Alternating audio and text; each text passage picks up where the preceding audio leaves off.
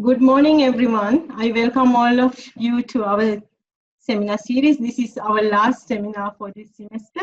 This is actually our 12th seminar for semester 2. Today, our speaker is Liwen Ling, and she's a lecturer from South China Agriculture University. And she was a visiting PhD scholar at our school last year. And she, under the supervision of Dr. Amin Mugera. And her topic is, can online search data improve the forecast accuracy of pork price in China? And her supervisor is also here today, so I will ask Amin to tell a few words about her study. Oh, thank you, Asha. Yes, we are glad to have Liwen Ling presenting today. When she was here, I think because of the COVID-19 and the way things were, she was not able to present. So her main research focus has been the application of artificial intelligence, or what we call machine learning, in analyzing or forecasting agricultural commodity prices. So today she's just going to be presenting one of the studies that she did when she was here. She was able to do 3 papers. So she got 3 papers published while she was here. And what she's presenting is just based on one of the papers that was published. And she still has continued interest. More work is still underway on different techniques on how we can be able to apply artificial intelligence and machine learning in forecasting agricultural commodity prices. So that's just my brief intro. She was a very brilliant student, and maybe it just re-emphasized the need for us to connect to China when we have the opportunity. Yeah, so thank you so much, Liwen, and yes, most welcome to give you a presentation today. Okay, thank you, Amy, and also thanks, Asia, for your kind introduction. Good morning, everyone. I'm Liwen Ling. Today, I'm very happy, and I'm also very excited to give you this presentation, because this is the first time for me to give a presentation in English. So it may be a big challenge for me. I hope I can present my research work clearly, and if you have any questions, please feel free to interrupt me. Just as Amy said, my research interests include agricultural commodity price analysis, time series forecasting, and forecast combination. So today, our topic is, can online search data improve the forecast accuracy of pork price in China? In this study, we propose a pork price forecasting model that incorporates online search data. So why do we use online search data? As we know, animal disease is a major external shock to price fluctuations. But it is very hard for people to predict when will the diseases outbreak. And also it is very hard for people to quantify the magnitude of the diseases. So we use online search data to reflect the public concern about the diseases outbreak. And we construct animal diseases composite index as an extra input of the forecasting model.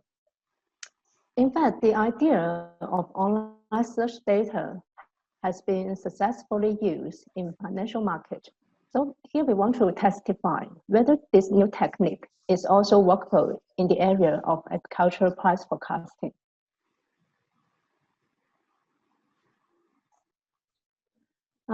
We know that pork is one of the most essential components in most Chinese families' everyday meal. And according to the report released by United States Department of Agriculture, pork consumption and production in China accounts for more than 15% of the world's total amount. And also, pork price is an important component of the consumer price index. Sometimes in mainland China, CPI is regarded as China Pork Index because there is a high correlation between pork price and CPI. And the correlation is estimated to be 0.68. So we can say pork is the most important livestock product in China, and it has great impacts on China's agricultural economy. In the past few years, pork price experienced large volatilities, and these volatilities not only increase the risks faced by hog producers, but also have negative effects on people's daily lives, especially for the low-income families. So in this sense, an accurate price prediction model can be quite helpful for agricultural practitioners, including producer, trader, speculator, as well as policymaker. Okay, here is a short review of the studies of pork price analysis. And all these studies can be classified into two groups. One is production related, and the other is non-production related. For production related factors, researchers mainly focus on the price of piglet, the price of corn, the number of sows, and also the production cycle. And for the non-production related factors, sometimes we call them external shock. Researchers mainly consider macroeconomic conditions, policy interventions, and animal diseases. So among all these factors, animal disease is regarded as the most challenging and unpredictable one. Now let's look at some research data. The disease, abbreviated as PRRSV, is a major pathogen that has influenced swine industry for almost 13 years. And it caused more than 600 million loss per year in United States. Another disease that's called the classical swine fever virus. And this is a notifiable disease to the World Organization for Animal Health. And it can spread rapidly through all the living pigs. It caused about 20 million loss in finished hog production sector. As in China, the loss caused by hog disease is estimated to be 40 billion RMB in mainland China. So from the above data, we know that animal disease have great impacts on agricultural economy. So the problem is, can we quantify the magnitude of animal diseases? If we can quantify it in advance, then we can use it as an input of the forecast model. But in previous studies, people usually use dummy variables to identify whether the disease happened or not. That is equal to 0 or 1. We know that this dummy variable cannot be used as an indicator in the forecast model, especially in time series forecasting. So this is why we use online search data here. I think the most famous case of the application of online search data was in 2009. A group of engineers from Google reported that they used the query data of 45 keywords from Google search engine to predict the outbreak of seasonal flu epidemic. And their prediction was 2 weeks earlier than the report from CDC. So after that, the idea of online search data attracted people's attention and has been widely used. So this table shows some of these studies. And you can see that its application is very broad. People may ask why. Why can online search data help to improve the forecast accuracy? I think the reason is that we are now living in a computerized society. So the search behavior or the search volumes of some keywords can reflect public concern about a certain event. So the more concerns, the more likely something will happen.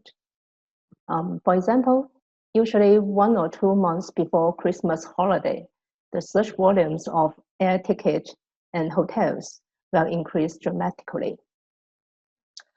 So public concern is regarded as an important factor that induces price fluctuation. So we can say there is a strong linkage between search volume and price movement. Therefore, we can use the search volume as an informative predictor of the forthcoming price movement. Okay, based on the above analysis, there are two research gaps in current study. First, although the idea of online search data has been successfully used in many fields, it has not yet been testified in agriculture market. And second, regarding the impact of animal diseases, people usually focus on the direct impact caused by the diseases. The impact from the substitute products is fully investigated. So the purpose of this study is to propose a novel forecast modeling framework that incorporates online search data and the effective AI model to improve the pork price forecast accuracy in China. And to the best of our knowledge, this may be the first time to introduce online search data to agricultural price analysis. Here we have three objectives. The first one, we use online search data to quantify the magnitude of animal diseases, and we construct animal diseases composite index as an input of the forecast model in order to testify whether this data can improve the forecast accuracy. Second, considering chicken is the most important substitute of pork consumption, here we define two kinds of animal diseases index. One is called direct index, which measures the strain-related diseases. And the other one is called indirect index, which measures the poultry-related diseases. All of them are used as the inputs of the forecast model, so we can investigate the impact of substitute products on price forecasting. And the third one, considering there may be some noises within online search data, we use 4 kinds of denoising techniques to testify whether this denoising strategy can further improve forecast accuracy. Our study area is mainland China, so excluding Hong Kong and Macau. And there are 2 kinds of data we use in this study. The first one is the average monthly pork price of China's wholesale market. Totally, we have 18 observations, and 18% of the data is used as the training set, and 20%, the rest 20% is used as the testing set. And the other one is the search volumes of the animal diseases related keywords. Because we mainly focus on Chinese market, so the search data is obtained from Baidu, which is the top search engine in mainland China. However, Baidu index is shown as graphic curve and does not provide any open source data. So we use a web crawler to grab the data from the website.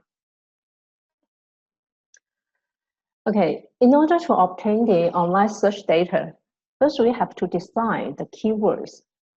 And because this is not related to my area, so we read some papers and we also ask some experts in the area of animal science to find out the diseases that have great impacts on animal production.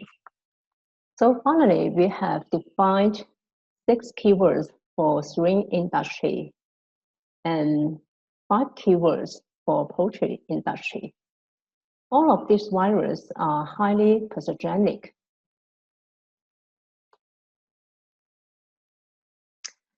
Okay, here is the overall experimental process. Totally, we have 3 steps. In step 1, we use web crawler to obtain the search data. And we define swine-related diseases as the direct index. while the poultry-related diseases as the indirect index.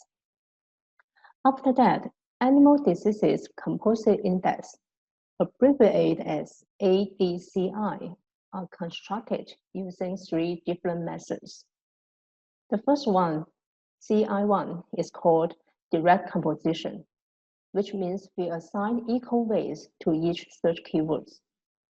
And the second one, we use correlation coefficient between the search data and price to determine the weights. And the third one, we use time difference coefficient. So all the differences between these 3 methods lies in how we calculate the composite weights. In step 2, we use support vector regression as the forecasting model. And we compare the performance between single model and the model coupled with online search data. Here, we can see CIS indicates the disease from shrimp industry, and CIP means the disease from poultry industry. By comparing the performance between the benchmark model and all the competitors, we can define the optimal model.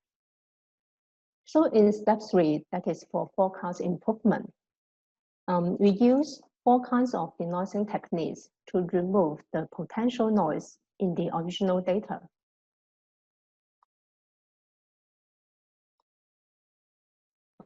Sorry. We remove the potential noise in the data, and we want to testify whether this denoised data can further improve the forecast performance of the optimal model. Okay, I will introduce the methods used in this study. For the forecasting model, we use support vector regression.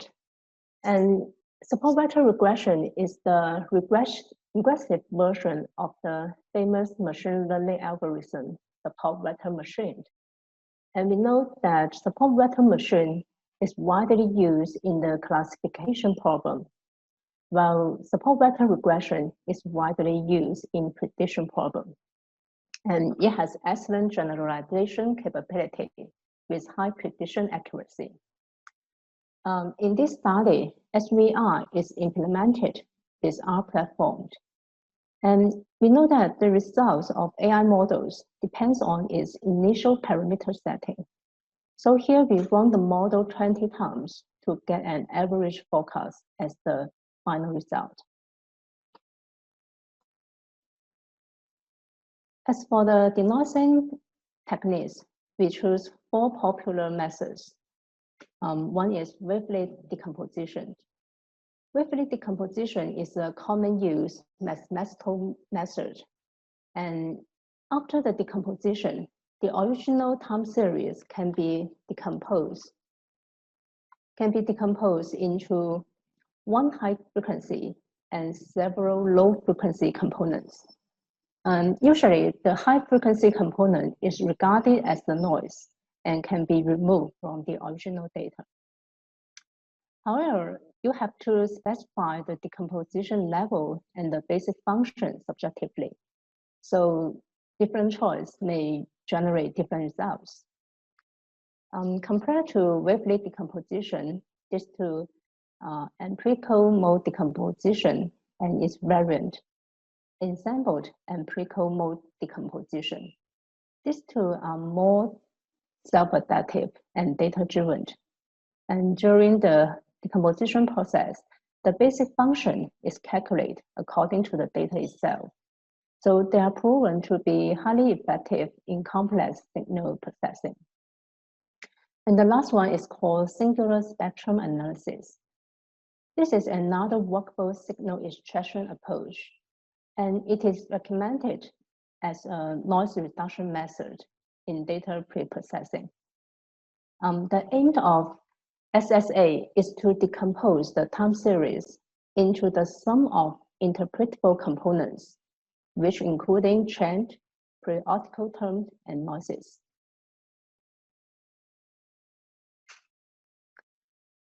For the comparison purpose, we decide several variants.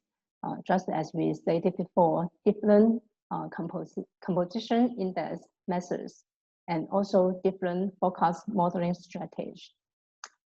Here, single SVR is used as the baseline, as the bench model in our study. So for this single SVR, the lag order of 7 means we use the data from the last 7 months to predict the value of the 8 months. And in this single SVR, we only use the historical price data to forecast the future value. So if we have the data from January to July, then we can predict the value of August. And this is so-called one step ahead. And based on the same data, if we predict the value of next January, that is so-called 6 steps ahead. And for this one, SVR-CIS, we use historical price data together with the data from swing industry. So together we have 8 inputs of the forecast model.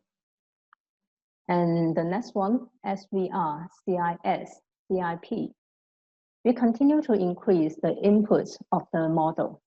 And here we not only use the search data from swing industry, but also from poultry industry, that is CIP. And the last one, we combine all the search data of swine-related and poultry-related diseases into an integrated index that is called CIS+P. And here are the evaluation criteria used in this study. You can see RMSE, MAPE, both of them are widely used in forecast evaluation. And RMSE is a scale-dependent measure. MAPE is a scale-independent. And here, YT represents the true value, and YT hat represents the predicted value. Also, we want to evaluate the superiority of the competitor. So we use improvement ratio to reflect how useful is the competitor compared to the benchmark model. So here the subscript B means the benchmark model, that is the single SVR. And MAPEA, this subscript A, indicates the competitor model. So if this IR index is positive, that means the forecast accuracy of the competitor model is lower or smaller than our benchmark model, which means that this competitor is better than our benchmark. Now we will discuss the empirical results.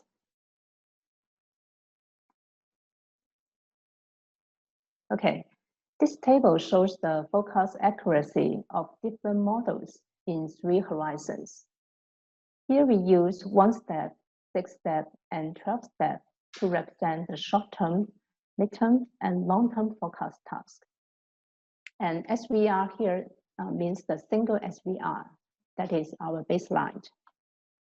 And the last row labeled average IR indicates the average forecast accuracy improvement ratio of all the 9 competing models in the same horizon.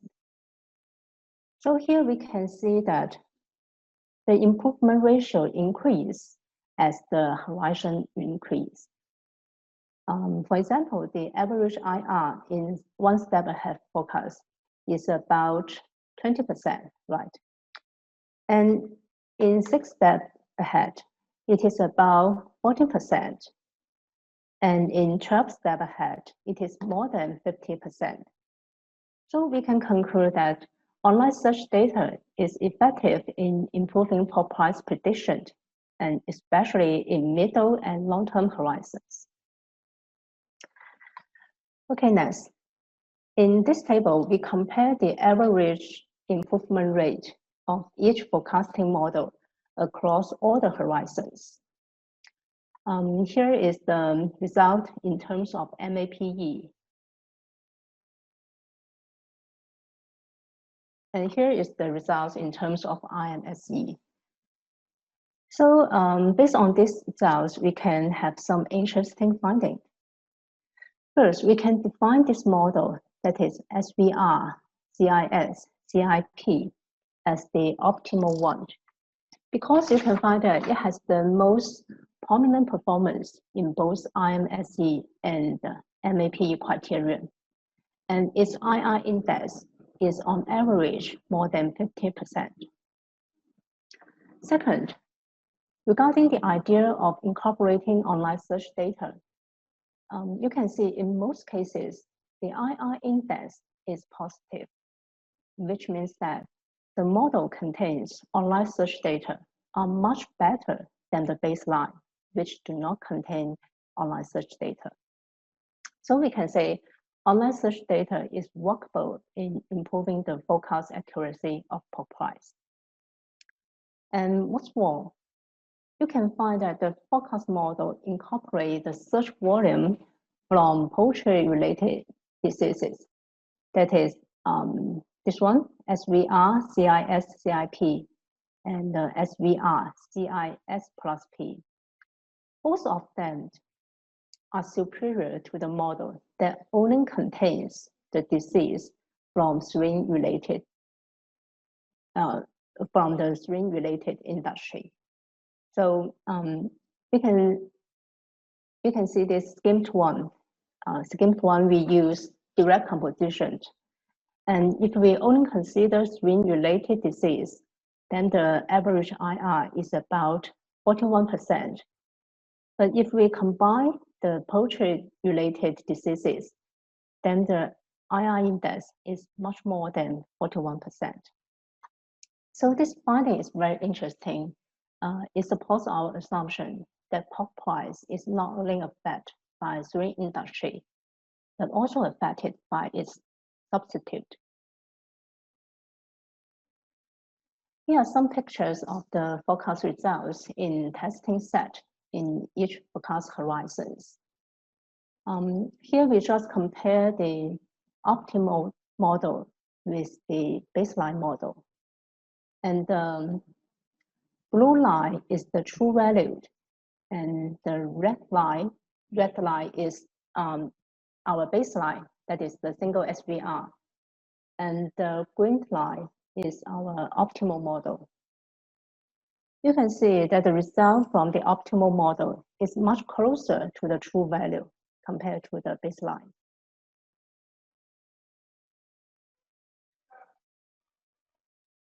Okay, as we have specified the optimal model, now we continue to evaluate the performance of denoising techniques. And we compare the performance between 4 denoising techniques. And finally, we find that SSA can preserve the features of the original curve as much as possible. As you can see from this picture, here the black line is the original curve of the index CIS and CIP, and the red one is the noise curve. So we use the data denoised by SSA as the input variable of the forecasting model. So this forecasting model, we call it input model, and it is abbreviated as SVR, DCIS, DCIP. So D means denoised. And from this table, we can see on average, the denoised model is a bit better than the optimal one. And also this denoising strategy is more workable in the middle and long-term horizons. Okay, finally, there are 4 conclusions based on the above analysis. First, incorporating the search data of animal diseases can significantly improve pork price forecast, especially in middle and long-term horizons. Second, the optimal model is the one integrates both swine-related and poultry-related diseases. So it is quite necessary for us to consider the impact from substitute products if we want to understand the price movement more deeply. Third, direct composition strategy has the most desirable performance, and the possible reason may be the robustness of the eco-weighting strategy. Fourth, noise in online search data can be effectively removed, and the denoised data can further improve the performance of the optimal model. Also, some policy implications can be found. Because we now know that the disease-related search volume is a good predictor for the forthcoming price movement. Therefore, for the agricultural authority and policymaker, they can use this online search data as an early warning index for livestock market regulation. Also, from the above analysis, we know that there is 1 year lag from the spike of the search data to price fluctuations. So during this 1 year time, some effective policy can be made to guarantee that the agricultural market is well functioned. For example, we can increase the amount of import products. We can also increase the supply of substitute products. And we can provide some subsidies for producers and low-income families. In general, we believe the use of online search data is a workable direction for improving the forecast accuracy of agricultural commodities. And in the near future, with the test mining techniques, we are planning to investigate the effectiveness of other kinds of online search data. For example, the data from social network and also the data from news articles. And we are also continue to use the state-of-the-art AI model to further improve the accuracy. Here are some papers I published in the past 2 years. All of them focus on agricultural price forecasting. So in addition to online search data, we also use interval value data, forecast combination strategy, and decomposition and ensemble method to build a forecast model. So if you have any interest, please contact me. And this is all about today's presentation. Thanks for listening, and I hope you can understand. And so, do you have any questions? Thank you very much, Liwen. Yes, we all can understand you. If you have questions, it is time for you to ask now. Liwen, thanks for that presentation. That was very enlightening. One thing I was wondering about is often the inclusion of search terms is framed around nowcasting and one step ahead forecasting performance. Yeah. In other examples, is it common to find that long-term forecasting actually improves more with this, or is that a result that you find that's specific to the agricultural commodities, or it's the same in other areas, that the performance is the long-term performance, not so much the nowcasting? Mm-hmm. Yeah, because thanks for your question. And we have used some papers which also use online search data, but maybe that research just focus on one step ahead. So here we can compare different horizons, because we think that short term and middle term and long term is all of them are necessary for agricultural decision. And so we also think that the reason why the performance is much better for long-term prediction, I think maybe one of the possible reasons is that once the animal diseases outbreak, it needs some time, or it takes a long time to transmit these diseases from the production to market. So maybe in a long-term perspective, that the improvement will be better.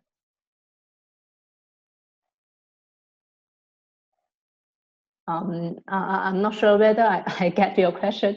Yeah, thank you. That makes sense. Thank you. Thank you. Ben, you have a question? Why did you choose to use monthly data rather than a higher data frequency, for instance, daily or weekly? Yeah. Because monthly data tends to be aggregated across different markets, and it's got problems of cycles within months, etc. Yeah. The reason is that the data from the website, it only provide us with the monthly data. Actually, the online search data, they are in daily frequency. So we have to transform the daily frequency into monthly frequency. Yeah. I think that you're right. If we have high frequency price data, maybe the research will be more interesting. Yeah. Because the search data changes daily. Yeah. Michael? So that was really interesting, and I think possibly surprised at the size of the effect, the improvement that you're seeing from this. Yeah. I'm just wondering, which you sort of wonder why if markets are already processing this information as well somewhere. So are there futures markets for these commodities in China, and could you then check to see whether or not this information is being reflected already in the futures markets? I mean, is nobody else processing this information to try to gain benefit from it? Yeah, but it's very sorry that because in China we don't have a pork future, this commodity. Okay. Yeah, I think we are trying to address that. I think there's another study that Liwen is having where we'll be using the market from the data from the Chicago market. Because there we have, for instance, we can take a corn or even wheat, and we have a good data, high frequency, then we can be able to do that, yeah. But not for this disease, not for this pork disease framework that we've got. It will be something different, yeah, in that case, yeah. Yes, if we can get the data from Chicago market, and then we can use the search data from Google, I think that will be much interesting. I mean, we've got that on the Bloomberg terminal, haven't we? Pardon? That data is available via the Bloomberg terminal in the library, isn't it? I think it should, yeah. I normally just scrap the data from online because sometimes you can scrap the data from the Wall Street Journal or other sites where the data is posted. Yeah, but I've not looked at Bloomberg. We can be able to look at that too, yeah. We have a very expensive subscription to that data. Okay. I'll explore that. I think it would be interesting to do that within the pork or the same commodity, basically, because it's that long time period that seems to be the intriguing thing, that these effects are turning up and improving what you're doing so far out. So if it's this issue of the amount of time it takes for the illness to actually develop and spread and actually have it, then that should be manifesting itself in those sectors as well. So that might be yeah. Yeah, you're right, Michael. I think what is also picking up there is there's always the production cycle when you're thinking about hog production. Yes. Yeah. Yes. And so right now, if you just try to Google online, you're going to see there are a lot of news that are just trying to capture the relationship between, for instance, what Ling was saying, the consumer price index and the price of pork in China. Yeah. So it's about demand and supply. And if there is a shock in demand, so there's always going to be a lag for the supply to be able to respond to that. And that is always going to cause then that volatility. And a spike in the price of pork then is going to be translated into a spike in the other things, because definitely it's going to affect the budget of the consumers if they have to look for alternatives and such, and so they have to rebalance their budget. So it's picked up in then affecting the price of other commodities. Yeah. Something related to that, Amin, are the inputs into the construction of the index anything related to the prediction accuracy? I see you include both the poultry diseases and pork diseases, and they are the main meat consumption in mainland China. Yeah. And as the diet keep changing, or I don't know what's the percentage of meat consumption right now, and presumably pork still is the biggest one and poultry next one. But have you tried any other inputs into the construction of the index? Like beef, or maybe, I don't know. I mean, is that something that in the scope? Maybe that's something we can explore. I think right now we just focused on pork because, as you have said, it seems to be the main meat. As Liwen showed, 56% of the meat industry in China is defined by pork. So that's why we focused on this. Yeah, but you are right. We could also try to see how how the prices of other commodities, substitutes like beef, will affect it. But from what we have gathered from the literature, it seems like pork and then poultry, those are the main ones, because that seems to be the close substitute in China. Yes, in China, pork accounts 16% of the meat consumption, and the second one is for chicken. Chicken accounts for 13%, and for beef, maybe it's about 5%. Yeah. So we say chicken is the most important substitute of pork consumption. All right. Okay.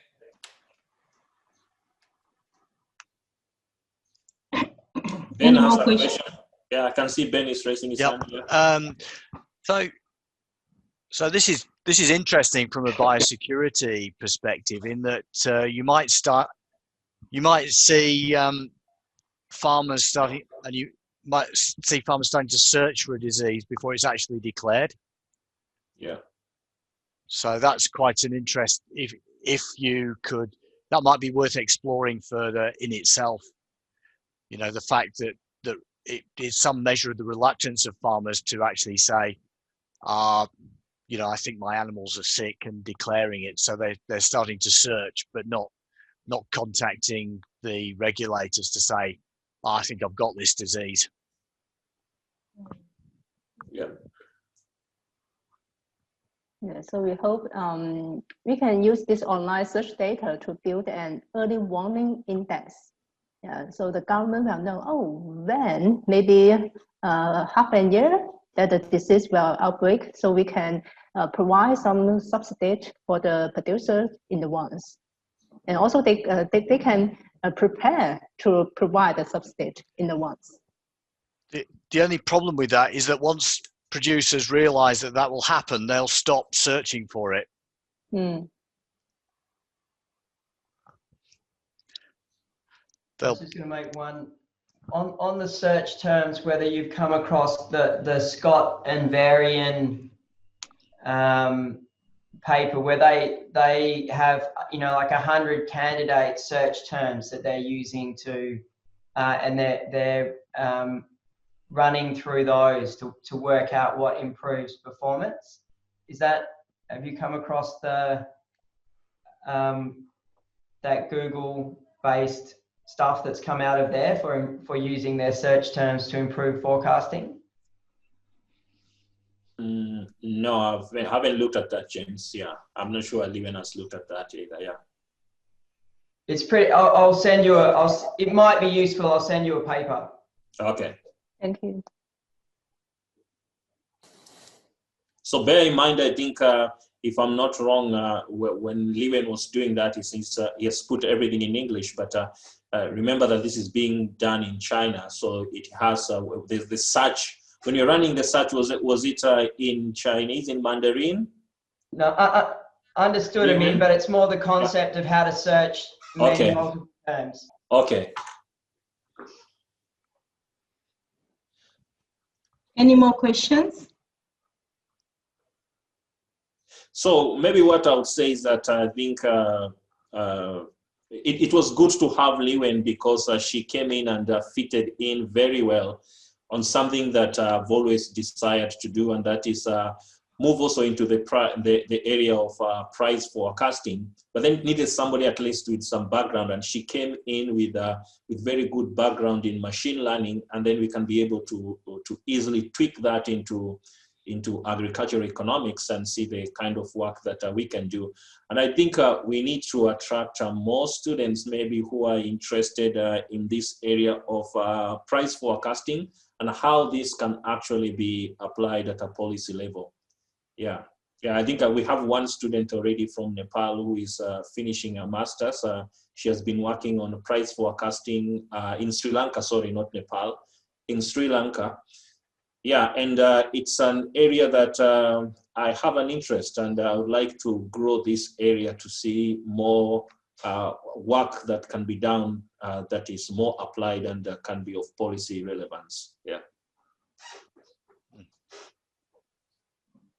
Oh, in the absence of more questions, let me thank Liwen for a very interesting presentation. And it's like, it looks like very current research, and there will be more opportunities to explore further and publish a lot of papers. So thank you very much, Liwen, for agreeing to present today. And this is our last seminar for this semester, and those of you who missed our seminars, earlier seminars, most of them are available on our YouTube channel, so you are welcome to watch those ones. And thank you very much for attending the seminars. Thank you. Thank you. Thank you.